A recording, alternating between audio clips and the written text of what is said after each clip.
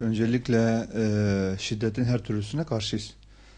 Şiddet konusunda kim kime ne şekilde yaparsa yapsın, bu fiziki olarak bir saldırı olsun veya fikir olarak bir saldırı olsun, her türlü şiddetin karşısındayız, doğru bulmuyoruz. Bütün insanların aynı şeyi düşünmesi, aynı şeye inanması, aynı kalıpta olması beklenemez.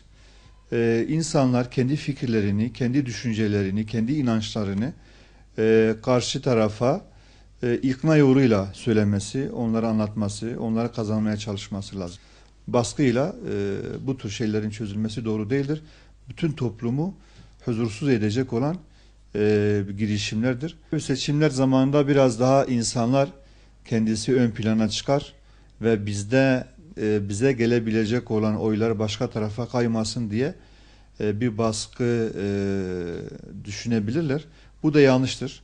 Neticede eğer biz halka ulaşıyor ve doğrularımızı, fikirlerimizi halkla paylaştığımız zaman zaten seçim sürecinde halk gider kendi oyunu hür iradesiyle kullanacaktır.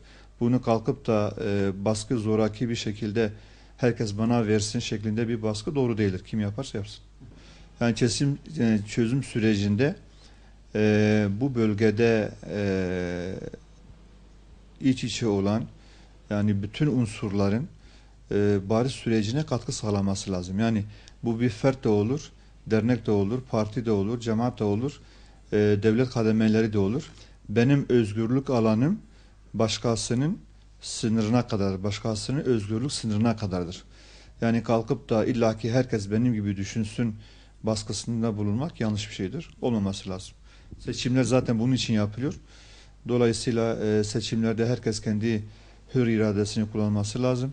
Bugün de bu sürecin devamı noktasında herkes üstüne düşeni yapması lazım. Bu tür tahrik edici olaylara karşılık verilmemesi daha temkinli ve daha mütedil bir şekilde çalışmalarınızı sürdürmenizdir.